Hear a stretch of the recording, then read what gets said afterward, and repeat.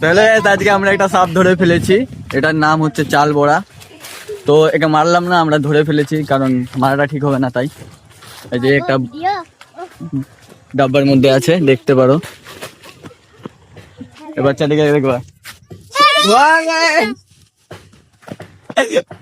তো ভয় খাচ্ছে ওরা। তো এখানে অনেক জঙ্গল আছে, তো দূরে বাড়ি থেকে দূরে ছাড়াটা ঠিক হবে, কারণ বাচ্চা কাচ্চা কাটলে তো একটু রিস্কি করে যাবে। চলো এটাকে এখন ছাড়া যায়, এখন ওই সাইডে ছাড়বো, চলো।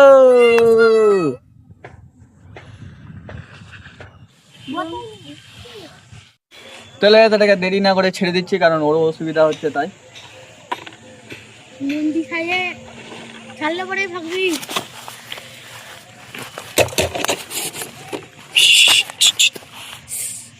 জুম করলে তো কাছে যাবার কি আছে।